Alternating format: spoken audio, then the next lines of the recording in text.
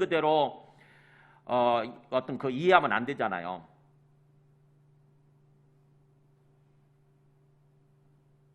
뭔가 이 기록 방식을 따라서 우리가 성경을 읽고 이해를 해야 된다고 하는 것입니다. 그래서 혹시 영화를 그 판타지 영화 좋아하시는 분 계세요? 판타지가 뭔지 아세요? 판타지. 반지의 제왕 영화 보셨어요? 굉장히 유명한 영화인데 전 세계적으로 그야말로 완전히 기록을 세운 어떤 유명한 영화인데, 그럼 반지의 제왕이나 또는 나니아 연대기 이런 게 있어요. 그게 이제 그 어떤 판타지 영화예요. 혹시 뭔가 이 공상 과학적인 그런 영화 이렇게 잘 안 보시는 분, 저도 그걸 별로 안 좋아하니까, 특히 어떤 그 중국의 무협지 이런 거 되게 안 좋아하거든요. 근데 그런 것들이 다 전부 다 판타지 소설이고 판타지 영화입니다. 근데 요한계시록이 그것과 관련돼 있어요. 그러니까 요한계시록을 뭔가 판타지 영화를 좋아하는 사람들은 요한계시록을 쉽게 이해할 수 있어요. 제가 오늘 영화 한번 판타지 영화를 보여드릴게요. C.S. 루이스라고 영국의 아주 아주 탁월한 신학자이면서 또 소설가인 사람이 쓴 작품이 나니아 연대기예요. 성경을 바탕으로 해서 소설을 썼는데 그거를 영화로 만들었어요. 나니아 연대기 영화로 소설을 한번 그거 보여드릴게요. 한번 보세요. 이게 판타지 영화예요. 한번 보세요. 사자잖아요. 사자가 아슬란인데 이제 왕이죠. 근데 그 아슬란이 죽고 부활하는 모습으로 나오잖아요. 그러니까 저게 예수 그리스도를 일종의 상징하는 거죠. 예수 그리스도. 그래서 저 아슬란으로 인해서 사람들이 그 아이들이 어떻게 보면은 왕 같은 어떤 그런 존재들로 이렇게 세워지는 거예요. 예언이 성취가 되는 거죠. 그러니까 그 메시지를 전하기 위해서 저렇게 또 사자라고 하는 그런 아슬란을 등장시켜서 그 아슬란의 모습을 통해서 메시지를 전하는 거예요. 예수님이 예수 그리스도가 어떤 사자는 아니잖아요. 근데 사자의 모습으로 등장시키는 거죠. 저게 판타지 영화예요. 판타지. 반지의 제왕도 마찬가지로 저런 식으로 판타지로 이렇게 그려지는 거죠. 그래서 이 요한계시록은 그 비슷합니다. 요한계시록의 일종의 그림으로 이렇게 어떤 그런 어떤 걸 통해서 메시지를 전하는 거죠. 그래서 나니아 연대기는 아주 유명한 우리 기독교 영화니까 지금까지 한 번도 안 보신 분들은 꼭 한번 보시기 바랍니다. 우리 어린아이들한테 안 보여준 분들은 꼭 보여주고요. 그래서 요한계시록은 그런 식으로 이렇게 어떤 묵시라고 하는 그런 기록 방식으로 이렇게 그림 방식으로 이렇게 기록되어 있는데, 이 요한계시록 읽으면서 그림들이 이렇게 등장합니다. 오늘 말씀에도 나오죠. 그러니까 그림이 뭘 나타내고자 하는 건지 그 의미를 이해하려고 해야 되는 거지, 그 그림만 모습 보고 문자대로 그렇게 봐가지고 해석하면 안 되는 거죠. 예수님의 모습을 얘기하면서 16절에 보면은 그잖아요. 오늘 그 16절 보세요. 오늘 16절 보면은 그의 오른손에 7별이 있고 그의 입에서 좌우에 날성검이 나오고 그러잖아요. 예수 그리스도의 입에서 칼이잖아요. 칼. 좌우에 날서 있는 컴이 막 어떤 칼이 나온다는 거, 이게 말이 됩니까? 그러잖아요. 예수님의 입에서 긴 칼을 의미하는데, 긴 칼이 그것도 좌우로 양쪽에 시퍼렇게 날서 있는 칼이 계속 나오고 있는 거예요. 한 번만 나오고 마는 게 아니라 계속 나오고 있는 거예요. 이걸 그림으로 상상해 보세요. 얼마나 기괴한 그림입니까? 그잖아요. 이상한 그림이지. 예수님의 입에서 막 칼이 계속 나온다고? 그게 뭘 의미하는지를 의미를 생각을 해야 되는 거잖아요. 의미. 그림 그대로. 그걸 그대로 그림 그려놓고 보면 이상한 그림이 되는 거죠. 야, 예수님이라고 하는 존재는 칼도 내뿜는 존재구나. 이렇게 생각하면 안 되는 거잖아요. 그 칼이 뭘 의미하느냐. 예수님의 입에서 칼이 뭐가 나온다는 얘기냐. 이걸 알아야 되는 거죠. 그래서 이 그림 알아야 된다고 하는 것입니다. 먼저 오늘 말씀이 굉장히 중요합니다. 요한계시록이 이렇게 이제 오늘 이게 본문 시작이거든요. 본문 시작인데 오늘 이 요한계시록이 어떤 식으로 어떤 내용이고 어떤 식으로 전개되는지 오늘 핵심적인 말씀이 나와요. 오늘 말씀을 모르게 되면 요한계시록을 놓치게 됩니다. 요한계시록 읽어도 이해를 못해요. 그래서 오늘 말씀이 너무너무 중요한 거죠. 자, 먼저 9절에서 11절까지 그 사도 요한이 어떤 상황에서 어떻게 해서 그 이 요한계시록을 계시를 받는지 한번 보시기 바랍니다. 사도 요한이 이 요한계시록을 받는 어떤 상황이 나타나요. 9절에 보면 이렇게 나오죠. 나 요한은 이렇게 강조하잖아요.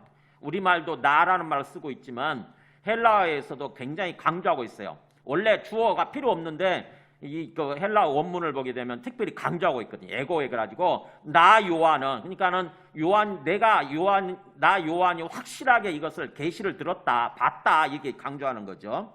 나 요한은 그러면서 너희 형제고, 너희와 똑같은 형제고, 그러니까 하나님을 아버지로 모시고 있는 같은 형제라고 하는 거죠. 사도지만 너희와 똑같은 형제고, 그 다음에 예수의 환난과 나라와 참음에 동참하는 자다. 그래서 하나님의 말씀과 예수를 증언하였음으로 말미암아 반모라는 섬에 있었다. 그러니까 자, 사도 요한은 자기의 정체성에 대해서 뭐라고 그러냐면은 예수의 환난과 나라와 참음에 동참하는 자다, 이렇게 얘기합니다. 이게 무슨 뜻이냐면은 예수님의 환난, 예수님이 당하신 고난이죠. 고난. 예수님의 고난, 그리고 예수님의 나라, 그리고 예수님의 참음, 거기에 함께하는 자다. 이게 무슨 말이냐면은 우리가 예수님을 믿고 삶을 살아가지 않습니까? 신앙생활 하잖아요. 그러면은 우리의 최종적인 목적지는 뭐냐면은 예수님의 나라예요. 예수님의 나라. 그러니까 이 세상이 끝나게 되고 나중에 어떤 나라가 펼쳐지냐면은 예수님의 나라가 펼쳐집니다. 어디 나오냐면요, 요한계시록 11장 15절에 나와요. 요한계시록 11장 15절, 우리 젊은 사람들 빨리 찾아보시고 못 찾는 분들은 여기 앞에 보시면 돼요. 요한계시록 11장 15절에 이렇게 나와요. 7 천사가 나팔을 불매, 마지막 나팔이거든요. 이게 7번째 천사가 마지막 나팔을 불 때 하늘에 큰 음성들이 나서 이르되, 하늘에서 큰 음성이 울려 퍼지는데 뭐라고 그러냐면은 드디어 세상 나라가, 한번 읽어볼까요? 세상 나라가 우리 주와 그의 그리스도의 나라가 되어 그가 세세토록 왕노로 하시로다. 즉 예수님이 나팔을 통해서, 나팔을 불면서 이제 세상을 심판하시는데 그 마지막 심판이 이제 울려 퍼질 때, 마지막 심판의 나팔이 울려 퍼질 때 어떤 나라, 이렇게 세상이 이렇게 바뀌는 거죠. 지금은 세상 나라인데 드디어 우리 주와, 하나님 아버지겠죠. 우리 주와 그 다음에 그 주님의 하나님 아버지의 그리스도의 나라, 예수 그리스도겠죠 여기. 그래서 하나님 아버지와 예수 그리스도의 나라로 바뀐다는 거예요. 지금은 사탄이 이 세상을 통치하면서 또 사람들 심령을 통치하면서 이끌어가고 있죠. 그래서 온갖 죄를 짓고 죽음의 삶을 살고 있는 거예요. 그리고 영원한 죽음을 향해서 가고 있는 거죠. 사실은 이 땅의 삶이라고 하는 것은 막 악이 판치잖아요. 그죠? 죄악된 사람들이 막 판친다고. 그게 세상 나라예요. 근데 그런 나라가 계속되는 것이 아니라 예수님께서 마지막 나팔을 부시면서 울려 퍼지게 하고 그 다음에 심판을 행하실 때 드디어 그 세상 나라가 끝난다고 하는 것입니다. 세상 나라가 끝나고 하나님과 그리스도의 나라, 예수 그리스도의 나라가 드디어 시작된다고 하는 거예요. 그러면서 세세토록 영원토록 그분들이 왕노릇하시게 된다고 하는 거죠. 통치하시게 된다고 하는 거예요. 그러니까 영원하고 완전한 하나님의 나라가 온다고 하는 것입니다. 이 땅이. 이 세상이 그렇게 바뀌는 날이 와요. 그 날을 향해서 지금 우리는 가고 있는 거예요. 그러니까 우리가 예수 그리스도를 믿고 구원받았다고 하잖아요. 그걸 구원받아서 신앙생활을 하고 있는데 궁극적으로 어디를 향해서 가고 있냐면은 세상 나라가 끝나고 이 세상에 이 죄악된 세상이 끝나고 그 다음에 하나님께서 통치하시고 예수 그리스도께서 통치하시는 완전한 하나님의 나라, 소위 천국이죠. 진짜 천국. 완전한 하나님의 나라가 이 땅에 오게 되는데 그 나라를 향해서 우리가 지금 가고 있다고 하는 것입니다. 우리의 최종 신앙생활의 목표고 목적지예요. 지금 사도 요한이 그 얘기를 하는 거예요. 바로 그 예수님의 나라, 그것을 위해서 예수님이 받으셨던 환난, 고난, 우리도 막 갖게 된다고 하는 거죠. 하나님의 나라, 예수님의 나라를 향해서 가고 있는 가운데 이 땅에서 우리가 광야길을 걷는다고 그랬잖아요. 광야길, 완전한 가나안 땅을 향해서 가고 있는 동안 이 광야에서는 뭐예요? 고난이 있을 수밖에 없어요. 환난, 어려움이 있을 수밖에 없는 거죠. 그래서 그 환난과 그다음에 그 고난, 환난을 당했을 때 참고 인내해야 된다고 하는 것입니다. 참음, 인내죠, 인내. 그래야 우리가 그 예수님의 영원한 완전한 하나님의 나라에 우리가 들어가게 되는 거죠. 만 참지 못하고 인내하지 못하고 중간에 멈춰버린다. 그러면은 구원에 대해서 탈락하는 거죠. 마치 출애굽 1세대들이 광야에서 가나안 땅에 못 들어가고 광야에서 다 소멸되어 버린 것처럼 그렇게 되는 거죠. 구원에 대해서 탈락하는 거예요. 근데 그래서 그렇지 않기 위해서 그렇게 참음, 인내에 동참하는 자다. 나는 그런 삶을 살고 있다. 이렇게 얘기하는 거죠, 사도 요한이. 우리들도 그런 삶을 살아야 되는 거예요. 그래서 이 요한계시록의 핵심적인 메시지 하나가 바로 인내예요. 환난 가운데서 인내. 13장 10절에 나오죠. 요한계시록 13장 10절에 이 요한계시록 13장의 환난의 시기를 얘기하는 거거든요. 13장 전체가 완전히 최대 어떤 그 마지막 환난, 대환난이 펼쳐질 때 시기인데 어떤 식으로 환난이 펼쳐지냐면은 사로잡힐 자는 사로잡혀갈 것이고, 그러니까 우리가 뭔가 붙잡힐 사람들은 붙잡히게 될 거고, 또 칼에 죽을 자는 마땅히 칼에 죽을 것이니, 그러니까 칼에 죽는다도 생긴다는 거죠. 순교자도 생긴다는 거예요. 순교자도. 그런데 진짜 필요한 것은 뭐냐? 그런 가운데서 뭐라고 되어 있을까? 읽습니다. 성도들의 인내와 믿음이 여기 있느니라. 네. 우리가 영원한 완전하고 영원한 예수님의 나라, 하나님의 나라를 향해서 가고 있는 동안에 이렇게 큰 환난을 맞이했을 때 그때 필요한 게 뭐냐? 우리들한테는 인내, 그리고 진짜 믿음, 진정한 믿음, 살아있는 믿음이 필요하다고 하는 거죠. 지금 사도 요한은 그렇게 지금 그 삶을 살고 있다, 거기에 동참하는 자다, 그런 거죠. 그런 삶을 살다가 하나님의 말씀과 예수를 증언하였으므로 말미암아, 바로 이거죠. 이것도 핵심적인 표현이에요. 요한계시록에서 하나님의 말씀과 예수의 증언, 예수를 증언하는 것. 어디 나왔었죠? 2절에 나왔었어요. 2절에 1장 2절에 요한은 하나님의 말씀과 예수 그리스도의 증거, 이렇게 나오잖아요. 그러니까 예수 그리스도의 증거, 예수님에 관한 어떤 그 예수님을 전하는 거죠. 예수님을 증언하는 거고, 그 다음에 구약 하나님의 말씀에 토대를 둔 거죠. 그래서 예수님은 하나님의 말씀을 이룬 거고, 또 예수님이 보여주신 계시도 역시 어떤 그 하나님의 말씀에 토대를 둔 거죠. 그래서 이 복합적인 의미예요. 하나님의 말씀과 그 다음에 예수님, 그에 따른 예수님을 증언하다가, 그러니까 복음을 전한 거죠. 복음을 전하다가 결국 그것 때문에 뭐예요? 반모라는 섬에 유배되어 있었다. 반모라는 노마 군인에 의해서, 노마 군대에 의해서 붙잡혀가지고 반모라는 섬으로 유배당한 거예요. 반모라는 섬이 어디 있는지 아시죠? 그 지도 보여주세요. 여기는 여기잖아요. 여기 박모섬 보이세요? 에베소 여기 있고. 그러니까 에베소 교회 담임 목사로 섬기다가 그 예수님 복음 전하다가 결국 여기 이쪽으로 유배당한 거죠. 이 반모섬 한 45km 떨어져 있다고 그래요. 다음에 여기에 유배당해가 여기서 계시를 받은 거예요. 이 반모섬에서. 그러니까 굉장히 실질적으로 얘기를 하는 거죠. 실제라고 하는 거. 그래서 그 반모라는 섬에 여기서 이제 유배당해가지고 있는데, 보세요. 주의 날에 내가 성령에 감동되어 내 뒤에서 나는 나팔 소리 같은 큰 음성을 들으니, 주의 날이 뭘까요? 주일이에요. 주일. 오늘날 우리가 지금 주일날 예배드리잖아요. 그러니까 그때 당시도 마찬가지였어요. 예수님께서 죽으시고 부활하신 날이 주일이잖아요. 그죠? 금요일날 죽으시고 그 다음에 토요일 안식일을 뛰어넘어서 그 주일에 부활하시잖아요. 주일 새벽에. 그래서 초대교회 때부터 주일, 예수님께서 부활하신 주일을 잘 그날 모여가지고 함께 예배드리고 그렇게 하고 있었어요. 그러니까 그때도 마찬가지인 거죠. 사도 요한도 반모라는 섬에 유배당한 상태에서 이제 주일을 맞이하니까 주일에 예배를 드리고 있었겠죠. 예배드리고 주님 앞에 기도하고 있었겠죠. 그런 가운데 내가 성령에 감동되었다. 갑자기 성령의 충만이 임하면서 완전히 성령에 사로잡힌 거예요. 성령에 그렇게 감동이 되었더니 그러면서 소리가 들리는 거죠. 내 뒤에서 나는 나팔 소리 같은 큰 음성을 들은 거예요. 그러니까 내 뒤에서 갑자기 나팔 소리 같은 그런 큰 음성이 울려 퍼지는 거예요. 그러면서 뭐라고 들리냐면은 11절에 나오죠. 네가 보는 것을 두루마리에 써라. 그러면서 에베소부터 시작해서 그 7교회에 보내라 이렇게 2가지 명령이 들리는 것입니다. 이제 주님께서 말씀하시는 건데 이제 네가 보는 것을 써라 그거죠. 두루마리에 써라. 즉 성경에 기록해라 이렇게.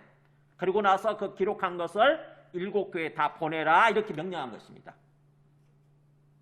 그래가지고는 그게 그러니까 이 사도 요한이 바로 이 계시를 받게 된 정황, 계시를 받게 된 어떤 그런 상황을 얘기해 주는 거예요. 그러면서 사도 요한이 어떤 존재로서 어떤 삶을 살고 있었는지를 얘기해 주는 거죠. 바로 이 사도 요한의 가는 길이 우리가 가야 할 길이에요. 이게. 그러니까 사도 요한이 갖고 있는 정체성, 나는 너희와 똑같은 형제고 그 다음에 예수의 환난과 나라와 참음에 동참하는 자고, 이게 바로 우리의 정체성이 돼야 되는 거예요. 우리도 역시 예수님의 나라에 나중에 들어가기 위해서, 그리고 그래서 이 땅에서 복음을 전하다가 여러 가지 어려움을 환난을 당한다 할지라도 그 환난 가운데서 잘 참고 인내하는 삶을 살아가는 거, 그것이 우리의 정체성이고 이 땅에서 우리의 삶의 모습인 거죠. 그런 가운데 이제 드디어 사도 요한이 그 12절부터 18절까지 한번 보세요. 예수님의 모습이 등장합니다. 몸을 이제 사도 요한이 그 음성을 듣고 그 명령을 듣고 이제 누가 도대체 어떤 분이신가 이렇게 몸을 돌이켜 나에게 말한 음성을 알아보려고 돌이킬 때 그랬잖아요. 뒤에서 말씀하시는 겁니까? 그래서 도대체 누구신가 어떤 분이신가 하고 이렇게 몸을 딱 돌이키는 거죠. 돌아보는 순간 먼저 들어온 게 뭡니까? 보고 계시죠? 먼저 들어온 게 뭐예요? 7급 촛대. 그러니까 7개로 이루어져 있는 촛대인데 금으로 만들어져 있는 거예요. 7금 촛대가 먼저 보이는 것입니다. 그러면서 또 13절에 촛대 사이에 인자 같은 이가 나오잖아요. 그 7금 촛대 사이에 인자 같은 이 누굴까요? 사람의 자식같이 생긴 분, 사람같이 생기신 분이죠. 사람같이 생기신 분이 돌아다니시는 거예요. 7금 촛대 사이로. 이 인자 같은 이라고 하는 거는 어디 표현을 인용하는 거냐면은 바로 이 다니엘서, 그러니까 요한계시록은 한 409절 정도 구약의 말씀에 토대를 두고 쓰여졌다고 그랬죠.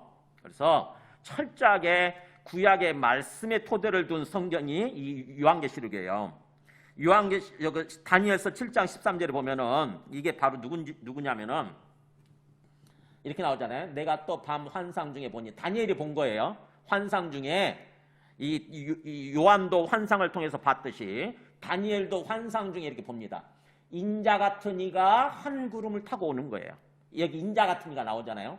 사람 같은 분이, 사람같이 생기신 분이 하늘 구름을 타고 와서 옛적부터 항상 계신 이에게 그 앞으로 인도되매, 즉 하나님 아버지께 나아가 그 앞으로 인도되니까 하나님 아버지께서 그에게 권세와 영광과 나라를 주고 모든 백성과 나라들과 다른 언어를 말하는 모든 자들이 그를 섬기게 하였으니, 그러니까는 하나님 아버지께서 그에게, 이분에게, 인자 같은 이에게 권세, 어떤 힘 있는 어떤 권력이죠. 권세를 주고 영광도 주고 나라를 주는데, 그래서 모든 백성, 세상에 있는 모든 사람들, 모든 나라, 그리고 모든 언어를 말하는 모든 사람들이 다 그를 섬기겠다. 바로 뭐예요? 그리스도로서, 주님으로서 예배드리겠다고 하는 거죠. 섬긴다는 말이 예배드리는 거고 주님으로 이렇게 모시는 거예요. 그러면서 그의 권세는, 그래서 그리스도의 권세는 소멸되지 아니하는 영원한 권세요. 그의 나라, 그 그리스도의 나라는 멸망하지 않는다. 이렇게 나오는 거죠. 그러니까 바로 누구냐면은 이게 인자 같은 이로 오시게 되는 예수님을 말하는 거예요. 예수님. 그러니까 예수님은 그 다니엘서 나오는 인자 같은 이가 바로 자기를 지칭하고 있다고 하는 것을 아시고 복음서에서 계속 인자가 이렇게 표현하잖아요. 나 인자가. 그러니까 예수님은 다니엘서에 예언되어 있었던 바로 인자 같은 이, 즉 사람 같은 분, 인간 같은 분이 바로 예수님이신 거죠. 원래는 하나님의 아들 하나님이신데 이 땅에 사람의 모양으로 오신 거예요. 사람의 모양으로. 그래서 인자 같으니 이렇게 얘기하는 거예요. 그러니까 여기서 이 13절에서 촛대 사이에 인자 같은 이가, 그 말은 바로 다니엘서에 예언된 그대로 그리스도를 말하는 거죠. 그리스도, 예수라고 하는 이 그리스도가 촛대 사이에서 거니시고 계시는 거죠. 촛대 사이를. 이 촛대는 뭐냐? 나중에 설명을 해요. 요한계시록 특징이요. 우리가 뭔가 잘못 해석할 수 있는 부분이 나온다 그러면 설명을 합니다. 요한계시록은요, 그걸 설명을 해줘요. 어디 나오냐면은 20절에 나오죠. 20절에. 20절 뒤에 끝에 보면은 일곱 별은 일곱 교회의 사자요. 일곱 촛대는 뭐라고 되어 있습니까? 그게? 일곱 교회라고 되어 있잖아요. 그러니까 일곱 촛대는 뭘 상징하고 있는 거냐? 교회를 상징하고 있다고 하는 거죠. 일곱 교회. 그래서 요한계시록은 특징이 그렇게 돼 있어요. 우리가 사람들이 자꾸 다양하게 해석할 것 같다 그러면은요, 아예 저자가 설명을 해줘요. 거기서 다 이렇게. 그러니까는 예수님이 일곱 촛대 사이에 바로 이렇게 거닐고 계신다고 하는 것은 어디 사이에 거닐고 계신다는 뜻이에요? 일곱 교회.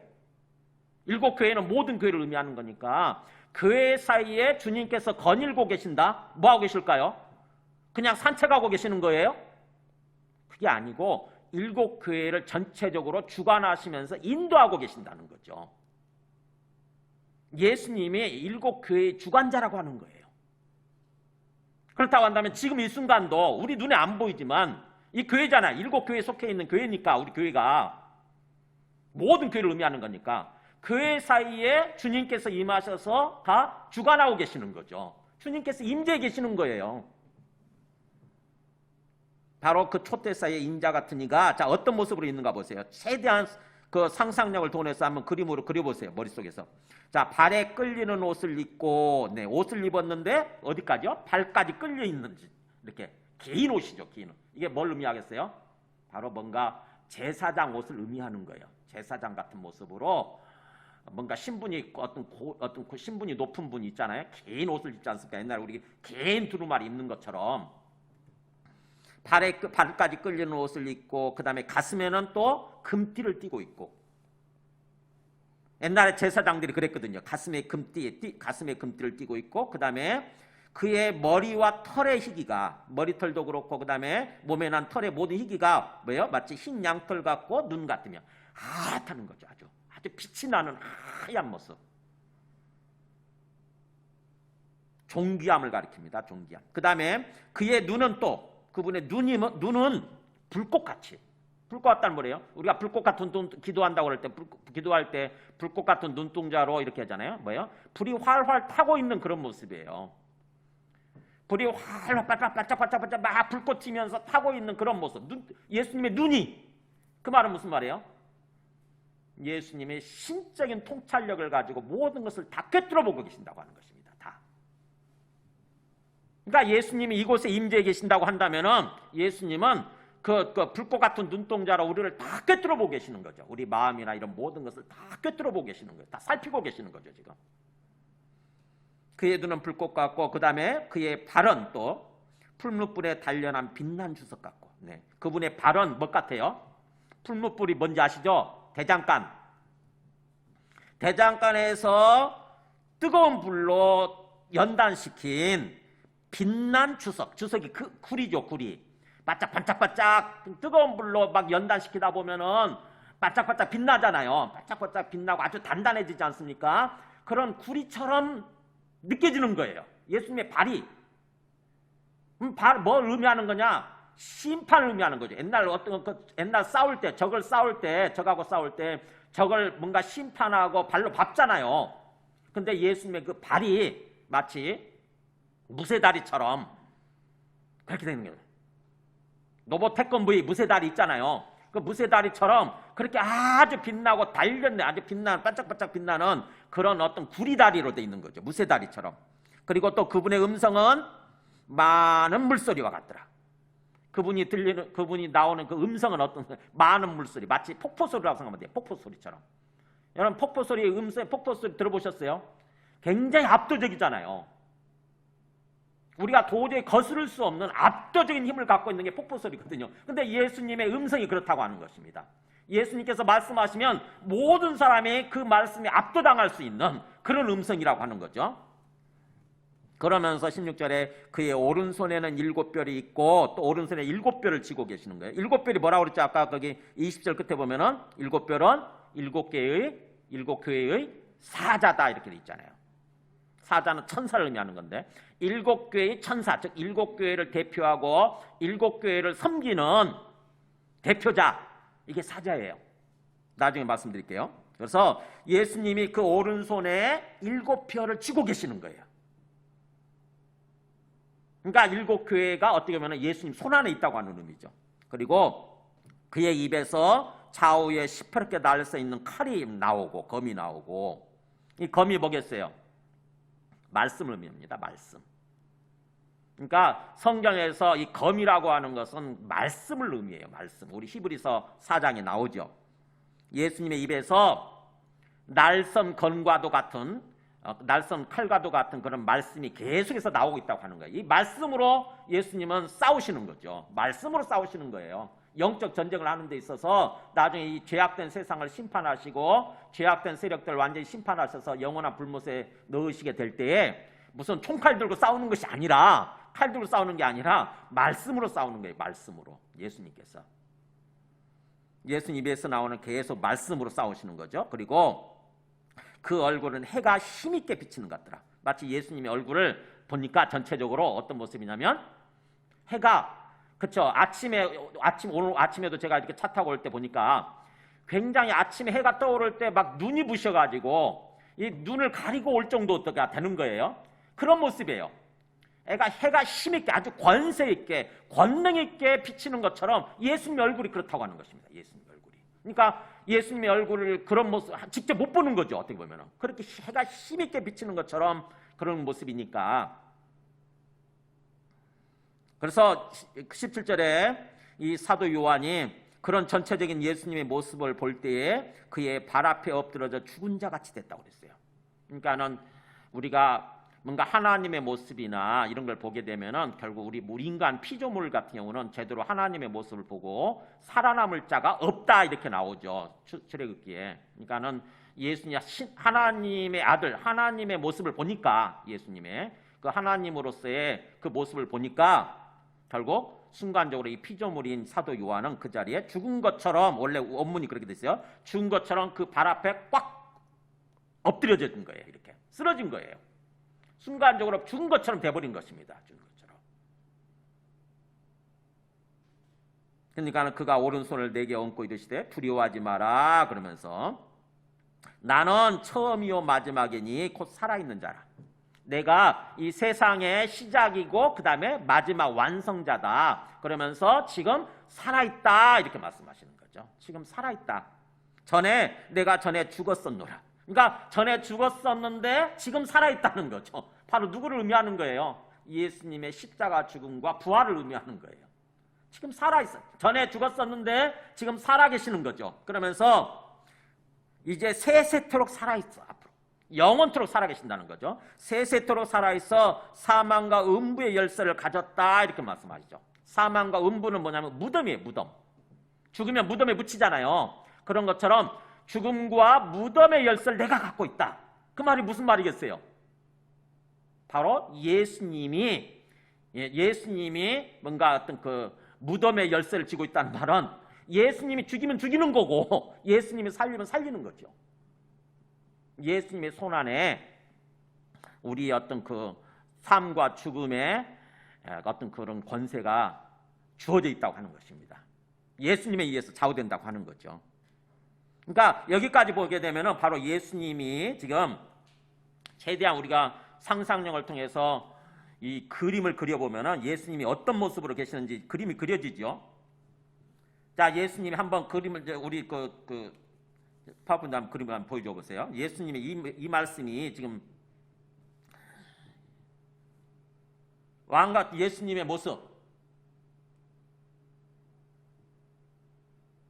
자, 보세요. 제 앞에 보여줘 보세요. 자, 계시를 주신 예수 그리스도 보면은 전체적으로 인자 같은 이렇게 있잖아요. 이거는 바로 이 땅에 오신 메시아 그리스도를 의미하는 거고, 다니엘서 아까 보여드렸다시피 다니엘서 7장 13절 말씀을 인용하는 거예요. 그러면서 얼굴이 해가 힘있게 비치는 것 같더라. 그 말은 바로 하나님으로서의 예수 그리스도의 그 모습을 이렇게 보여주는 거죠. 그 다음에요. 그러면서 발에 끌리는 옷을 입고 있고 가슴에 금띠를 띠고 있고 흰 머리 흰 털이라고 하는 것은 바로 이분이 제사장이시구나. 왕 같은 제사장이시구나. 예수 그리스도가. 지금 하늘에 왕 같은 제사장으로 계신다고 하는 거죠. 우리를 위해서, 우리의 구원을 위해서 계속 간구하시면서, 기도하시면서 우리의 구원을 이끌어 가시는 그런 제사장으로서 하늘에 지금 계신다고 하는 거예요. 하나님 아버지 앞에. 특히 흰머리 흰털이라고 하는 것은 뭔가 그 하나님으로서의 지혜로운 모습, 그 다음에 존엄성을 의미하는 거죠. 그 다음에요. 또 눈은 불꽃 같고, 그 다음에 발은 풀무불에 단련한 빛난 주석 같고, 음성은 많은 물소리, 도저히 저항할 수 없는 어떤 그런 권능의 음성, 그 다음에 입에서 좌우의 날성 검 같은 그런 어떤 말씀이 계속 나오고, 그 다음에 사망과 음부, 무덤의 열쇠를 쥐고 있고, 이 전체적으로 뭘 의미하는 거냐면 이분이 바로 심판자이시다, 그런 뜻이에요. 장차 이 세상을 심판하시는 내용이 요한계시록인데 예수님이 심판주로서 지금 계신다고 하는 것입니다. 이게 그냥 말씀이 아니라 성경에 나오죠. 구약의 말씀 쭉 나오죠. 이렇게 구약의 말씀을 토대로 해서 다 쓰여진 거예요. 그 다음에요. 그러면서 오른손에 7별 7촛대 사이를 지금 거니고 계시죠. 바로 예수님이 누구냐면은 그의 주관자 되신다고 하는 거예요. 우리 교회가 뭐예요? 건물로서 건물 교회 말하는 거예요? 건물이 아니에요. 교회는 우리 예수 믿는 사람들이에요. 지금 우리가 이렇게 모였잖아요. 예수 믿는 사람들. 여기가 교회예요. 이게 사람이 없으면 교회가 아니에요. 예수 믿는 사람들 교회, 거기에 주님께서 모든 것을 주관하고 인도해 가고 계시는 거예요. 그러니까 전체적으로 바로 이 요한계시록의 예수님의 모습이, 그림이 상징하는 게 뭐예요? 예수님이 왕 같은 제사장으로서, 그 다음에 장차 심판하시는 심판의 주님으로서, 그리고 지금도 우리 교회 예수 믿는 사람들의 주관자로서 계신다고 하는 거죠. 그래서 이 말씀이 입각해서 이제 요한계시록이 전개가 돼요. 그때마다 예수님의 이런 모습들이 나타납니다. 이제 그러면서 19절 20절 보세요.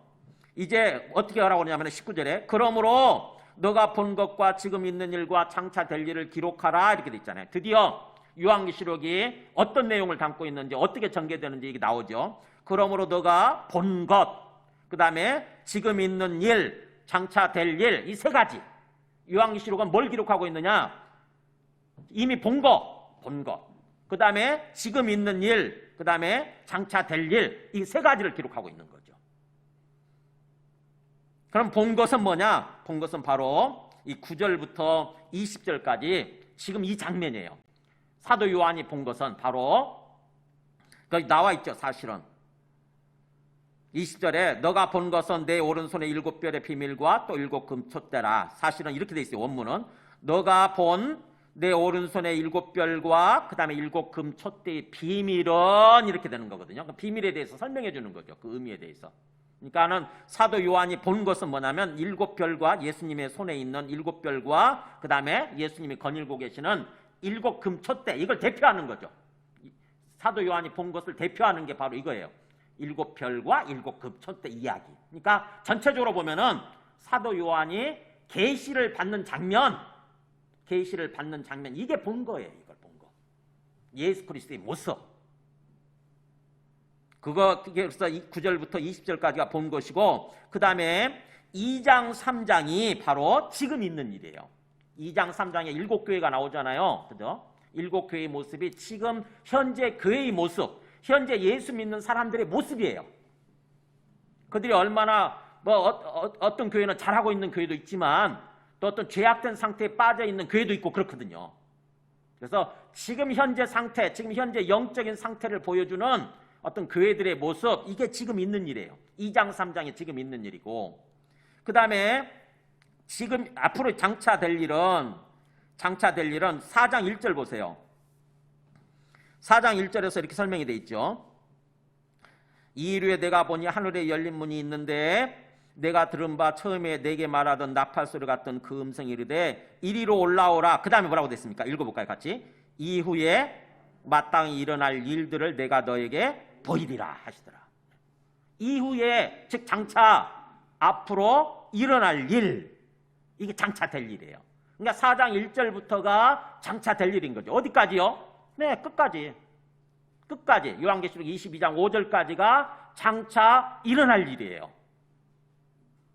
요한계시록은 그렇게 전개가 됩니다. 그러니까 장차 일어날 일이 뭐겠어요? 핵심적인 내용이 심판과 구원이에요. 이 세상 죄악된 세상을 심판하고 우리 예수 믿는 사람들은 완전한 구원으로 인도하는 거, 즉 심판과 구원이 장차 될 일이에요. 그러면서 우리가 요한계시록을 또 이해하는 데 있어서 어떻게 전개가 되냐면은, 그러니까는 첫 번째 어떤 중요한 힌트가 19절이고요. 너가 본 것, 지금 있는 일, 장차 될 일, 이게 요한계시록의 내용이구나. 요한계시록의 어떤 전개죠. 사실 요한계시록의 순서, 이렇게 전개되어지는 순서, 그걸 얘기하는 거고, 그러면서 동시에 우리가 또 놓쳐서는 안 되는 게 뭐냐면은 10절 보세요. 1장 10절에 주의 날에 내가 성령에 감동되어 란 말 나오죠. 내가 성령에 감동되었다. 그러니까는 어떤 새로운 장면을 예수 그리스도께서 보여주실 때마다 뭐가 등장하냐면요, 성령이 또 등장을 해요. 성령. 이게 굉장히 중요해요. 성령이 딱 등장을 해가지고 성령이 사도 요한을 딱 감싸는 거죠. 성령에 감동되는 말은 in the Holy Spirit, 이렇게 영어로 얘기하거든요. 성령 안에서 이렇게 내가 성령에 딱 사로잡혀가지고 성령 충만하게 되어서, 이런 뜻이거든요. 그러니까는 예수님은 말씀하시고 그 다음에 실제로 그 장면을 보여주시는, 이렇게 데리고 다니면서, 사도 요한을 데리고 다니면서 새로운 장면을 보여주시는 주체는 누구냐면 성령이에요. 그래서 내가 성령에 감동되어라는 이 표현을 놓치면 안 돼요. 요한계시록을 이해하는 데 있어서. 이걸 놓치게 되면 요한계시록을 이제 잘못 이해하게 되는 거죠. 자, 내가 성령에 감동되어라는 표현이 몇 번 나오냐면요, 요한계시록에 4번 나와요. 4번. 어디 나오냐? 여기 10절에 먼저 첫 번째 나왔고, 그 다음에 아까 4장 어디 나오냐? 4장 2절에 나오죠. 찾아가 보세요. 내가 곧 성령에 감동되었더니 그러잖아요. 앞으로 일어날 일을 보여주겠다 그러면서 드디어 또 성령이 사도 요한을 감싸고 보여주는 거죠. 그러니까 그렇게 해서 어디까지 전개되냐면은 4장부터 5장, 6장, 7장 그래가지고 가서 또 그 세 번째 성령의 감동대가 어디 나오는지 보세요. 17장 가서 보세요. 17장 1절에 보면은 또 7 대접을 가진 7 천사 중 하나가 와서 내게 말하 이르되 이리로 오라 그러면서 많은 물 위에 앉은 큰 음녀가 받을 심판을 너에게 보이리라 그랬죠. 그러니까 많은 물 위에 앉아있는 큰 음녀, 이게 누구냐? 설명이 돼 있어요. 이것도 많은 물은 뭐냐면은 거기 15절에 나오죠. 17장 15절에 또 천사가 내게 말하되 너가 본 바 음녀가 앉아있는 물은 백성과 무리와 열국과 방언들이니라 설명하잖아요. 뭐예요? 이게 온 세상이라는 뜻이죠. 온 세상. 백성, 무리, 열국, 방언이란 온 세상을 가리키는 거예요. 온 세상을 깔고 앉아있는 음녀죠. 그죠? 온 세상, 마치 물 위에 물을 깔고 앉아있는 것처럼 온 세상을 깔고 앉아있는 음녀? 그럼 음녀는 누구냐 도대체? 거기 나오죠. 17장 18절에 나오죠. 18절 보세요. 너가 본 그 여자, 그 음녀는 누구라고요? 땅의 왕들을 다스리는 큰 성이라 이렇게 설명되어 있잖아요. 땅의 임금들을, 땅의 왕들을 다스리는 큰 성, 이게 바로 누구냐? 바로 이게 바벨론 성을 말하는 거예요. 바벨론, 음녀 바벨론. 즉 다시 말하면 그때 당시에 요한계시록이 기록되던 당시에 노마를 의미합니다. 노마 제국. 오늘날로 얘기하면 세상을 말하는 거예요. 세상의 제국, 세상의 문화, 이것이 온 세상을 깔고 앉아서 간음하게 만드는 거죠. 음행하게 만드는 거예요. 그렇게 보여주겠다. 그러니까 앞으로 이렇게 많은 물이 앉아있는 음녀가 어떤 심판을 받을 것인지, 어떻게 멸망할 것인지 그걸 보여주겠다 하고 나서 17장 3절에 보세요. 곧 성령으로 나를 데리고 광야로 가니라. 여기 성령으로 나를 데리고, 이게 바로 아까 내가 성령에 감동되었더니, 또는 내가 성령 안에서, 이런 뜻이에요. 이게 내가 성령 안에서, 아까 4장 1절에 나와 있던 성령 안에서 in the Holy Spirit. 여기 그러니까는 바로 뭐예요? 아까 성령이 새로운 장면을 보여준 게 4장부터 16장까지 보여준 거고, 그 세상의 심판을 말하는 거예요. 세상이 심판당하고, 그래서 바벨론이 멸망하고, 그 다음에 바벨론이 멸망하는 장면이죠. 그거를 보여주는 거고, 그 다음에 17장 1절부터 이제 새로운 장면이 또 시작되는 거죠. 성령께서 보여주시는 장면이 17장부터 어디까지냐면 21장 가서 보세요. 21장 8절까지예요. 21장 8절. 왜냐하면 21장 9절 보세요. 21장 9절 보면은 일곱 대접을 가지고 마지막 일곱 재앙을 담은 일곱 천사 중 하나가 나와서 내게 말하 이르되, 같이 읽을까요? 이리 오라. 내가 신부 곧 어린 양의 아내를 너에게 보이리라. 신부, 구원받은 사람들, 예수님의 신부 누구예요? 우리 구원받은 사람들, 교회. 그게 예수님이 신부거든요. 예수님이 신랑으로 계시고 우리 신부처럼, 신랑 신부가 하나 되어서 사는 것처럼 우리가 예수님을 신랑으로 모시고 우리가 예수님과 연합해서 앞으로 계속 사는 거거든요. 영원히 사는 거. 근데 그 신부가 된 곧 어린 양의 아내를, 어린 양 예수 그리스도 아내를 보여주겠다 하고 나서 10절에 뭐가 나옵니까? 성령으로 나를 데리고 이렇게 나오잖아요. 여기가 바로 in the Holy Spirit, 성령 안에서.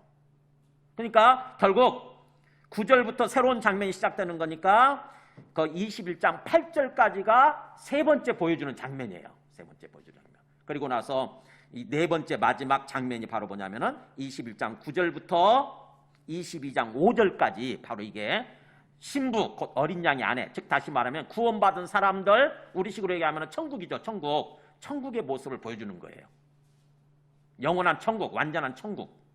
여기까지가 이렇게 본문입니다. 그러니까 요한계시록은 전체적으로 크게 보면은 뭐예요? 지금 이미 본 거, 즉 예수님의 모습이죠. 계시해 주시는 예수님의 모습. 그 다음에 지금 있는 일은 뭐예요? 지금 있는 일은 지금 그의 모습을 보여주는 거고, 그 다음에 장차 될 일을 또 보여준다고 그러는데, 장차 될 일을 나누고 있잖아요. 그죠? 장차 될 일을 4장부터 16장까지 나누고 17장부터 21장 8절까지 나누고 있고, 그 다음에 21장 9절부터 마지막까지 이렇게 나누고 세 개로 나눠요. 장차 될 일을 세 개로. 자, 정리합니다. 그러면은 요한계시록의 그 전체 구절, 전개 구절 보여줘 보세요. 제가 우리 주보에다 써놨지만 여기 카톡을 여기 전체 여기를 또 보세요. 요한계시록의 전개 구조가 뭐냐면은, 아니 그 앞에도 한번 보여주실까요? 여기 보면은 19절 요한계시록을 아는 데 있어서 힌트가 제일 먼저 19절에 나온 거, 본 것, 지금 있는 일, 장차 될 일, 이렇게 되죠. 그러면서 중요한 게 뭐냐면 10절에 내가 성령에 감동되어 라는 표현이 4번 나온다고 그랬어요. 여기 보고 계시죠? 여기 보고 계시죠? 내가 본 것, 지금 있는 일, 장차 될 일, 그 다음에 두 번째 내가 성령에 감동되어 라는 거 하는 게 이렇게 4번 나온다고요. 그 다음에 그래서 전체적으로 종합하면 요한계시록 어떻게 전개가 되냐면은, 먼저 그리스도로부터 계시를 받는 장면이 오늘 본문이죠. 그 다음에 두 번째 그의 현재 모습이 나오죠. 2장 3장 그의 현재 모습. 그 다음에 두 번째 성령이 보여주는 장면이죠. 이게 4장 1절부터 16장까지가 장차 주님이 세상을 심판한다고 하는 걸 보여줘요. 어떤 식으로 심판하는지. 그 다음에 17장 1절부터 21장 8절까지가 그 바벨론의 멸망, 즉 악한 세상의 멸망과 그 다음에 새 예루살렘 성, 구원받은 교회가 하늘로부터 이렇게 내려오는 장면을 보여줘요. 도래하는 장면. 그리고 나서 마지막 21장 9절부터 22장 5절까지가 새 예루살렘 성의 모습, 즉 천국의 모습이죠. 우리 구원받은 사람들이 사는, 구원받은 사람들의 모습이기도 하고 구원받은 사람들이 살아가는 그런 어떤 새 예루살렘 성의 모습을 보여주는 거죠. 천국의 모습을 보여주는 거죠. 이런 식으로 요한계시록이 전개가 됩니다. 그러니까 요한계시록 읽으실 때 이 단위로 읽으셔야 돼요. 이 단위로. 그래야 이해가 됩니다. 오늘 본문은 예수 그리스도가 계시가 그냥 사람, 인간, 사도 요한이 쓴 게 아니라 예수 그리스도께 이렇게 실제로 보여주셨구나. 계시의 주체자가 바로 예수 그리스도이시구나. 이게 중요하구나. 그래서 그걸 기록하라고 그러잖아요. 예수 그리스도께서 직접 보여주신다고 하는 거죠. 계시의 주체자가 바로 예수 그리스도라고 하는 것입니다. 그리고 또 그 다음에 이제 2장 3장 읽으실 때는 우리의 영적 상태를 보는 거죠. 7 교회를 통해서. 7 교회는 모든 교회한테 해당되는 이야기니까 7 교회의 모습을 통해서 7 교회 어느 부분이 잘 돼 있고 어느 부분이 잘 이렇게 신앙생활을 잘하고 있고 어느 부분이 잘못되어 있는가 지적하거든요. 우리의 영적 상태를 얘기하는 거죠. 2장 3장 이렇게 읽으면서 그렇게 보고, 그 다음에 이제 4장부터는 그런 식으로 또 이렇게 앞으로 이제 앞으로 일어날 일이 이렇게 기록이 전개가 되는구나. 이 단위로 읽는 거예요. 그러면은 요한계시록이 한눈에 쫙 들어옵니다. 그리고 우리가 잘못 해석하지 않을 수 있어요. 이 구조를 모르게 두고 그냥 읽게 되면은 잘못 해석하는 거죠. 나중에 요한계시록 20장에 보면은 그 천년왕국이 나오잖아요. 천년왕국을 왜 잘못 해석하냐면은 이 구조를 모르고 읽으니까 그냥 잘못 해석하는 거예요. 그냥 자기 마음대로 해석해 버리는 거죠. 이 구조를 따라서 읽으면은 천년왕국 잘못 해석할 수가 없어요. 이 맥락 가운데 있잖아요. 여기 17장 1절부터 21장 8절까지 이 사이에 천년왕국 있잖아요. 자, 말씀을 정리합니다. 요한계시록 설교는 아무래도 여러분들이 전혀 모르기 때문에 요한계시록 좀 이렇게 교육적인 차원에서 제가 좀 설교를 할 수밖에 없어요. 좀 이렇게 하나하나 가르쳐주는 차원에서. 그래서 그걸 이해하시고, 그 다음에 오늘 그럼에도 불구하고 오늘 말씀을 통해서 우리가 다시 한번 이제 또 요한계시록을 통해서 주님께서 주시고자 하는 그 말씀이 뭐냐면은 이 세상이 어떤 식으로 끝날 거냐 하는 거죠. 이 세상이 계속 지속되는 것이 아니라 주님께서 반드시 다시 오셔서 이 세상에 죄악된 세상을 완전히 심판하시고 반대로 우리 예수 믿는 사람들은 완전한 구원으로 인도하신다고 하는 것입니다. 궁극적인 우리의 목적지라고 하는 거예요. 목표죠. 그래서 우리가 이 사도 요한처럼 그 예수님의 나라를 향해서 뚜벅뚜벅 걸어가는 거예요. 하나님의 말씀과 예수를 증언하는 삶, 예수 그리스도의 복음을 전하는 그런 삶을 살아가는 거죠. 가서 전도하라고 하는 그 얘기가 아니라 우리의 삶 자체가 전도가 돼야 돼요. 우리 삶 자체가 정말 예수 그리스도를 믿고 다시 오실 예수 그리스도를 믿고 지난 시간에 얘기하면 지금 오고 계시는 예수 그리스도를 믿고 이 땅에서 삶을 산다고 한다면은, 신앙생활을 한다고 한다면은 항상 우리 마음속에 그게 있어야 되는 거죠.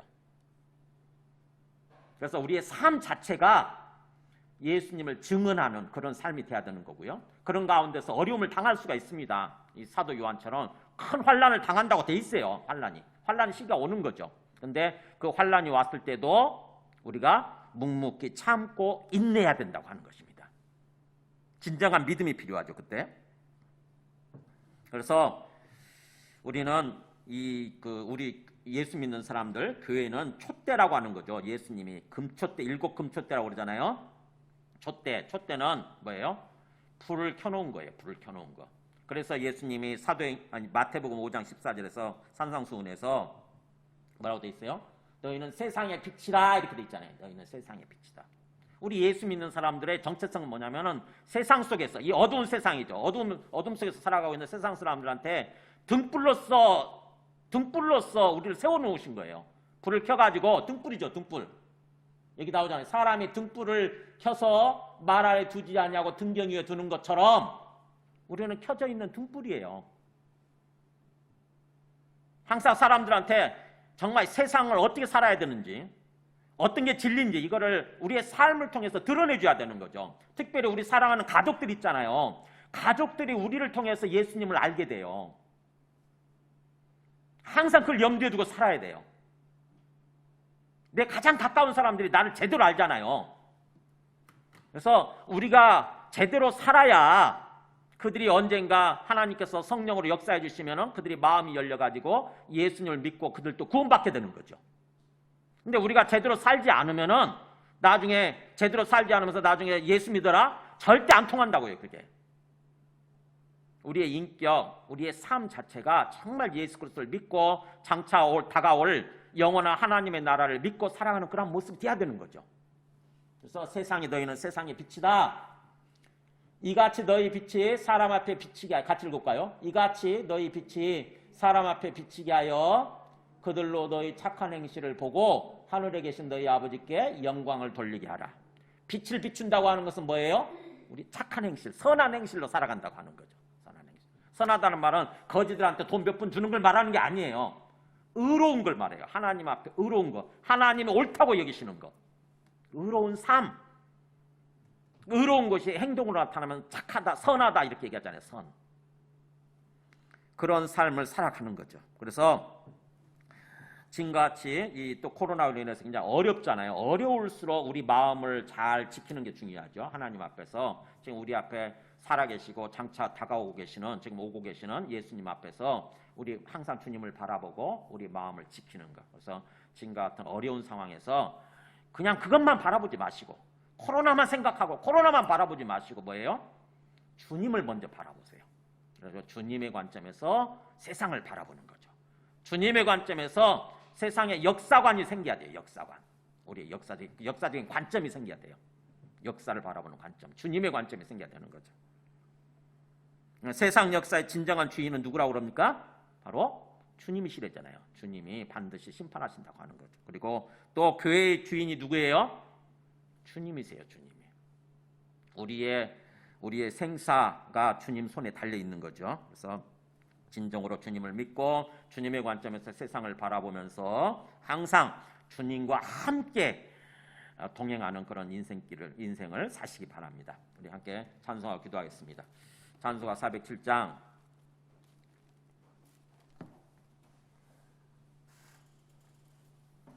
1절하고